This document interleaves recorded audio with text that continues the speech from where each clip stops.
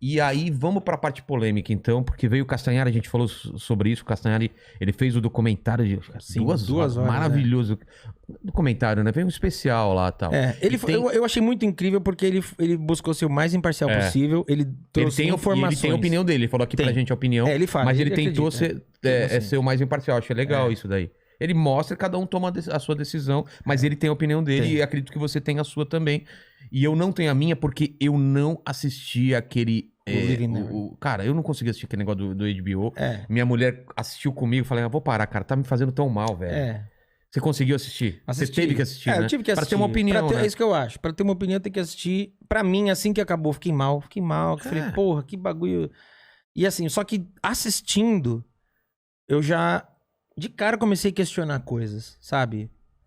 Tem alguns lugares... Vamos falar desse especial. Chama... Living Neverland. Living in Neverland? É Living Neverland. Tá. Né? Deixando Neverland. O cara que fez é um... Quem ele é um diretor tá. que não tem um histórico de cinema, nada. E são 2 caras que alegam, agora, depois dos 40 e poucos anos, que foram molestados quando criança. Esses 2 caras defenderam o Michael em momentos passados, quando eram crianças, e depois já aos 20 e poucos anos, porque aquela primeira ocasião... O vídeo do Castanhari é perfeito. Se eu puder indicar um vídeo pra alguém assistir... A gente vai falar sobre isso, mas vão assistir esse vídeo depois, porque ele é... Porque senão eu vou prolongar num assunto que não... Mas o primeiro caso acontece em 93, e esses caras acabam defendendo o Michael, são peças fundamentais, junto com o Macaulay Culkin, com uma série de outros moleques. 10 anos depois, a mesma promotoria, o mesmo psicólogo, a mesma galera abre um novo caso. Dessa vez a lei é modificada. Porque uma coisa que tem que ser explicada é que, assim, o Michael nunca foi... Nunca tentaram, vamos botar esse cara na cadeia. Não, a questão era sempre, vamos provar que ele molestou porque a gente quer indenização. Nunca foi, vamos colocar ele na cadeia? Não. Esse segundo processo que aconteceu... Ele aconteceu dessa forma porque a lei foi mudada.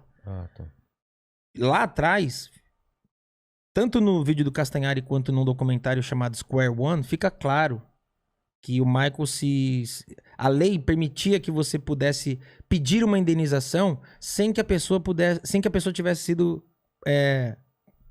sem que tivesse sido provado o crime. Então isso abriu um precedente para que você complicasse a sua situação diante de um caso criminal. Vira uma chantagem, né, velho? Não, vira uma chantagem e você acaba dando para uma promotoria uma série de informações que podem ser usadas contra você de uma forma que não é real. Então, a equipe do Michael, contra a vontade do Michael, fala, cara, paga logo essa indenização e segue a vida. Só que lá, aí muda-se a lei, lá na frente, pagaram.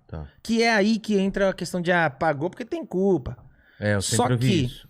Só que a galera... Por isso que é legal esses documentários. A galera precisa entender uma coisa. Pensa comigo, eu já falei aqui. 3% de todos os discos vendidos no mundo era de Michael Jackson.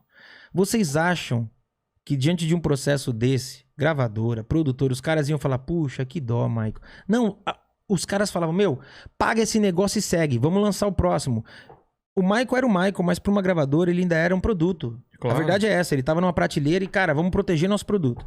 Então, quando o lance reverte e tem esse outro processo, um desses caras vai lá de novo, por livre e espontânea vontade, embora no documentário ele diga que foi intimado e é uma mentira. O documentário foi desmentido, assim, em vários aspectos. E aí, defende o Michael. Então, quando eles lançam esse documentário, algumas coisas me chamam a atenção. Primeiro, eles lançam no ano de aniversário de 10 anos que o Michael morreu. Então, tinha uma série de homenagens preparadas pro Michael. Uma série de lançamentos que iam ser feitos. Esses caras lançam esse documentário em fevereiro. Esse documentário, ele é lançado pela HBO, encabeçado por um cara chamado Harvey Weinstein. Ah, é? Já sabe quem é? Claro. Harvey Weinstein, antes de dar o rolo, né? Exato. Harvey Weinstein é tido hoje como o maior caso de assédio sexual da história dos Estados Unidos. Esse cara assediou todo mundo. E esse cara é o cara que, por trás da HBO e das relações com a Oprah, meio que dá um approach para esse documentário. Então, quando esse documentário é lançado e rola essa parada mundial, meio que cria-se uma cortina de fumaça. E ninguém percebe que o Harvey Weinstein está sendo investigado.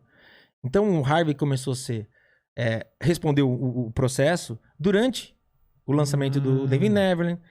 Durante esse processo todo do documentário, os casos foram aceitos, ele foi para o julgamento. Hoje ele está preso, mas justamente para criar uma cortina de fumaça. E por que hoje eu falo? É uma cortina de fumaça, com certeza. Porque a Oprah defendeu esse documentário com unhas e dentes. A maior audiência da vida da Oprah é a entrevista dela com o Michael. Ela é uma pessoa que ela é tida como um símbolo, né, da batalha afro-americana. Ela é uma líder, mas essa atitude dela dividiu opiniões lá. Essa atitude fez com que vários grupos se dividissem e falassem, peraí, cara, você tá jogando um irmão na fogueira, sem prova nenhuma, pra proteger um cara que é sabido que é um demônio.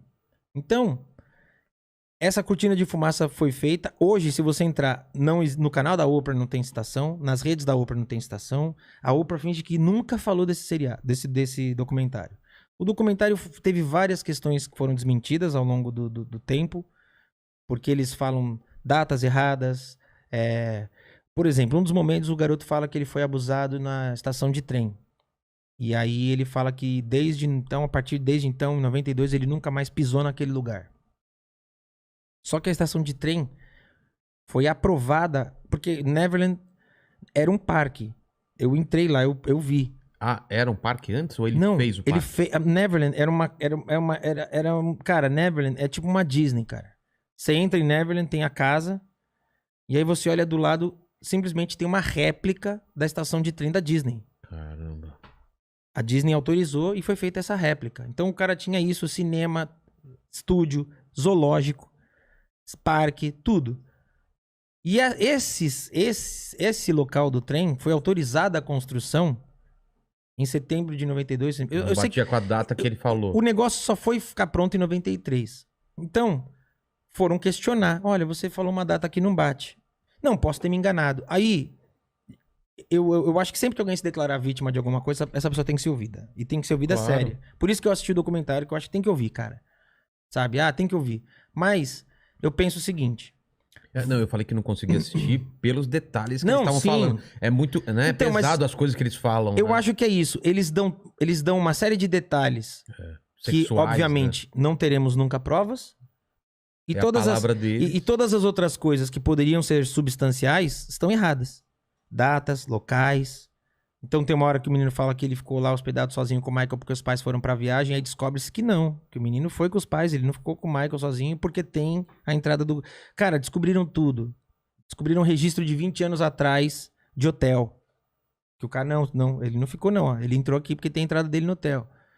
Sabe? Caramba. Então, tem coisas, por exemplo, no final do documentário, um deles pega e fala, olha, eu peguei todos os souvenirs que eu tinha, todos os presentes que eu ganhei do Michael e botei fogo. E aí mostra ele queimando. E aí tem uma casa, que é a maior casa de leilão dos Estados Unidos, chamada Julian's Auction.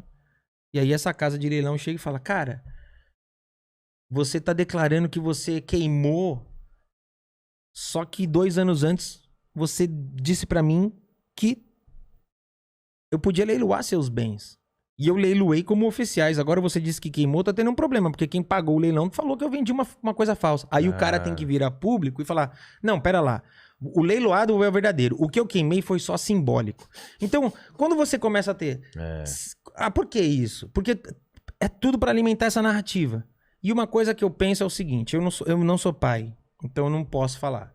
Mas eu imagino que um pai ou uma mãe que falem de uma pessoa que abusa do filho... Você nunca mais, por mais que você tenha se decepcionado com essa pessoa, por mais que você tenha amado essa pessoa algum dia na sua vida, você nunca mais vai conseguir se referir a essa pessoa com carinho. Claro que não. Então as mães desses caras, elas abrem o documentário e aí entra o que o diretor fica puto, porque vários países tratam o documentário como um documentário fake. Tipo, vários países, tipo na França mesmo, os caras falam, mano, é encenado. Por quê? Porque o documentário abre com as mães falando assim, viver como Michael era como estar num conto de fadas. Ele era um cavalheiro, ele era doce. E cada dia era uma surpresa. Um dia era Marlon Brando, no outro dia Tina Turner. Você nunca sabia que celebridade podia passar. Era quase como um filho pra mim. Mas ela não fala isso com pesar. Ela fala de uma forma que você fala... Vai construindo, sabe? Então, vai construindo aquela empatia pelo Michael que todo mundo tem. Pra depois quebrar. E aí vem o choque. Porque, cara, são 4 horas de documentário. Caramba. Se você assistiu o documentário sobre o Bill Cosby, que, porra, eu amo o Bill Cosby. O Bill Cosby é um cara que, né, abusou, infelizmente, ele dopava as mulheres. Dopava. Cara, 20 minutos de documentário, você já quer chorar. Você assiste o do R. Kelly ou do próprio Harvey Weinstein. Cara, do Harvey Weinstein é pesadíssimo. Cara, meia hora de documentário e você já entendeu do que se trata. 4 horas indo e voltando, repetindo a mesma narrativa e enchendo aquilo com imagens inéditas. Porque os caras têm imagem do Michael ensaiando, viajando, bastidor de show. Então, cara, qual é a necessidade de você botar uma imagem inédita do cara ensaiando? Qual é a necessidade de você botar o cara ensaiando uma coreografia pra falar que, sabe? Então, esse documentário veio, foi uma bosta isso aí, foi horrível. Realmente tiveram lugares que falaram, Michael não toca mais aqui. Pra você, como foi pra você, pra sua carreira? Cara, pra mim, vou ser bem honesto. Pra mim, a gente fez shows no Chile normal. Aqui no Brasil, a gente fez 10 shows especiais no mês de junho, com o coreógrafo e a guitarrista. Não foram 10. Foram 7 shows pra 15 mil pessoas. A gente fez Rio, São Paulo, BH, Brasília, Porto Alegre. O que foi ruim pra mim? Nós estávamos negociando durante 2018 inteiro, tava fechando, a gente ia fazer 20 shows na Europa em 2019. Esses 20 shows viraram 1. Lá pegou mais, então? A galera não pegou. O que todo mundo ficou com medo. Quando saiu o documentário, todo mundo falou, esquece. Vamos deixar. E aí, esse pessoal da República Tcheca falou, não, a gente não vai esquecer nada, vamos até o fim. E deu 15 mil pessoas no estádio. Se os caras tivessem tocado, ia dar certo. Ia dar certo. Então, o que acontece? É uma situação que o Michael... É uma mancha que o Michael nunca mais vai se livrar, cara. Isso sempre vai fazer parte. Mas até porque não tá vivo e não tem mais ele pra explicar nada. O que acontece é que agora eles processaram o espólio, os caras, perderam, vão ter que pagar não só as custas dos advogados deles, mas do espólio. Recentemente, o espólio ganhou em juízo o direito, vai processar a HBO. O processo é uma multa de 100 milhões de dólares. 100 milhões de dólares. Porque uma das maiores audiências da história da HBO é uma transmissão de um show do Michael. E no contrato tinha uma cláusula que eles chamavam de confiança. Onde a HBO não poderia gerar um material negativo ao Michael. Caramba. E é um contrato vitalício. Quebraram esse contrato. E eles quebraram. Então agora, setembro do ano passado, o espólio ganhou direito. Estão preparando esse processo contra a HBO. 100 milhões. E, cara, o que acontece é muito simples. Existe hoje um debate que eu acho que é válido de quando alguém faz uma merda, de se dividir a pessoa física da jurídica. Sabe? Tipo, pô, eu não sei, eu não tenho, por exemplo, eu não tenho conhecimento das coisas, por exemplo, que falam do Woody Allen. Eu não sei, eu não conheço a história. Mas e aí? Não vamos mais ver o filme do Woody Allen, então? Eu já tive essa discussão aqui, cara. Eu separo o artista tipo da assim, obra. Eu, desde pivete, amo Bill Cosby. Então eu assisto hoje uma parada do Bill Cosby, porra, me dá uma tristeza que eu falo, puta, olha o que esse cara fez, não acredito. Mas vamos fingir que ele não tem um valor pra Mas, porra, é o Bill Cosby, cara. Esse cara abriu porta pra todo mundo. Se não tivesse tido Bill Cosby, talvez não tivesse tido, sei lá, cara. Eu Patrulha as Crianças, Fresh Prince of Bel-Air. Com certeza. Então, tipo, é uma discussão que não é pra agora. É uma discussão que vai ser lenta, vai demorar. No caso do Michael, a galera falou, não, vamos cancelar esse cara. Só que desde que ele morreu, ele é o artista falecido que mais fatura. Desde que ele morreu. São 12 anos. Ele tá há 12 anos no topo. Mais que Beatles? Muito mais. Às vezes ele é o primeiro... E, tipo, ele é o primeiro botando 3 vezes o segundo lugar. Caramba. É absurdo. Teve anos que ele era o primeiro e segundo lugar, Kurt Cobain. Que teve um ano que lançaram a parada de game com Kurt Cobain, então faturou muito. Sempre tá na lista Elvis, Beatles. Beatles tem uma peculiaridade, porque cada vez que Beatles ganha, o Michael ganha. Ainda tá com ele? O catálogo é dele. Que vender? Não, o catálogo é dele. Ah, eu achei que ele tinha vendido na época dos processos. Não, o maior catálogo do mundo é o Sony ATV. O Sony ATV é a junção do catálogo da Sony com o catálogo do Michael. Caramba. O Michael comprou todo mundo. Quando ele casou com a Lisa... Com a filha do Elvis. Ele devolveu o catálogo do Elvis. Recentemente, o Little Richard morreu. E aí, a família do Little Richard revelou. O Little Richard é um cara que depois se voltou pra religião. Tinha muita mágoa do showbiz, né? E aí ele não queria mais voltar. Quando o Michael comprou o catálogo, o Michael deu pra ele e falou: essa é a minha forma de pedir perdão a você por todo o mal que a indústria te fez. Caramba. O Little Richard morreu vivendo do catálogo dele. O catálogo do Little Richard hoje vale 40 milhões de dólares e rende sei lá quantos milhões por ano. Nossa, mano. Então o Michael, ele é dono de muitas músicas. O Eminem fez uma música uma vez zombando o Michael. É. Eu esqueci agora, eu não lembro a letra, mas era uma música zombando o Michael. É. O Michael comprou a editora. Então cada vez que zombassem o Michael, uma parte daquilo é pra ele. Então o Michael... cara, é isso, entende? Nem sempre que eu comecei a falar desse lance dos catálogos e tudo mais. Não, a gente começou a falar do documentário. Sim, do documentário. Então é isso. Pra mim, me ferrou nessa questão. E aí o Michael, depois desse documentário, gerou essa situação de cancelamento. Só que desde o documentário, o Michael começou a ser mais ouvido do que antes.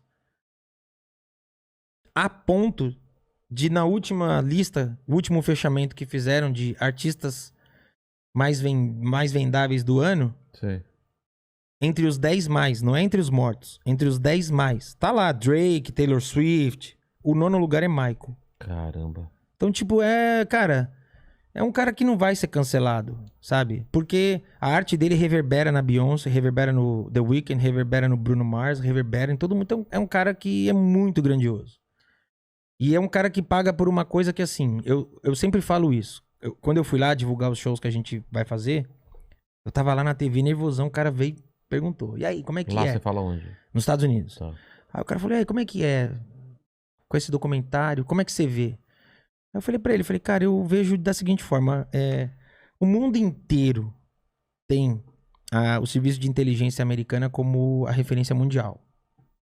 Michael Jackson foi investigado por 20 núcleos diferentes do FBI por 10 anos. E eles deram a investigação como sem rastros para o crime. Ele foi julgado, inocentado. Esses mesmos caras que fizeram esse documentário, quando eles tinham 9 e 11 anos, eles defenderam o Michael diante de psicólogos, delegados, promotores, juízes e advogados. E FBI.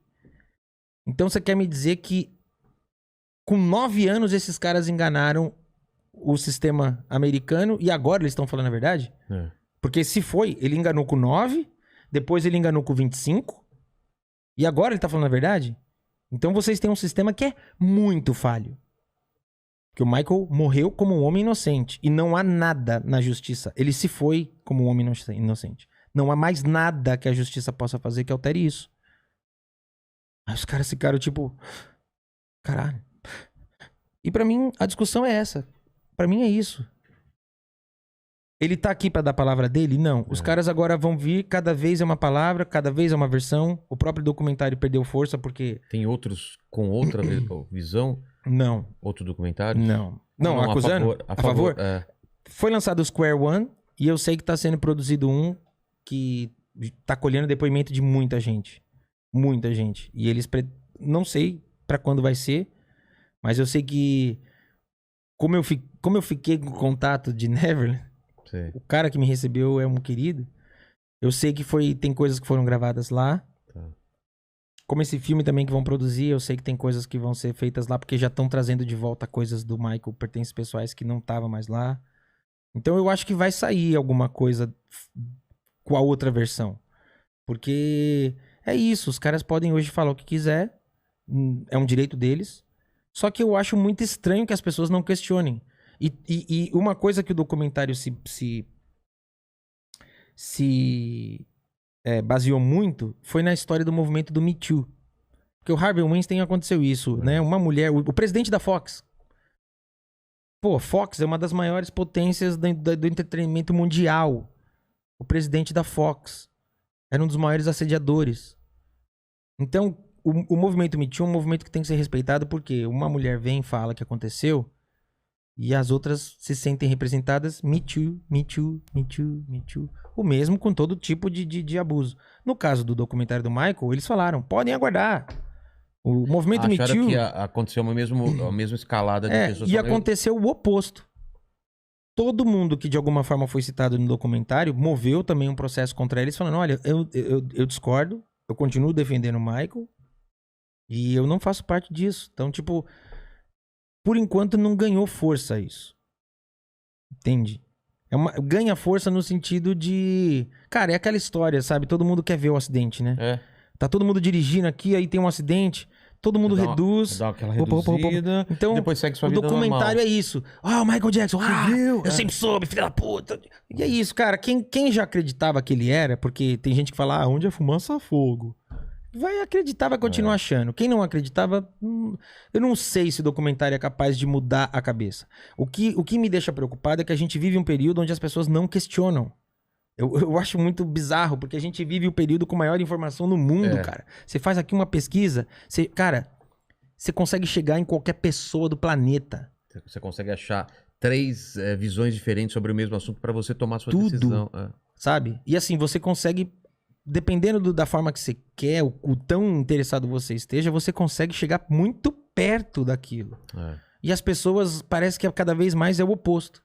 Parece que elas querem ler ali a manchetezinha do blog de fofoca, segue a vida, pronto. Que é coisa pra compartilhar no grupo de WhatsApp. E aí você fala, cara, é um caminho muito perigoso, cara. Porque leva a gente pro lugar que a gente tá, artisticamente, na política, socialmente. É um caminho muito perigoso. Que é um lance de, eu recebi, é isso. Eu não sei, cara.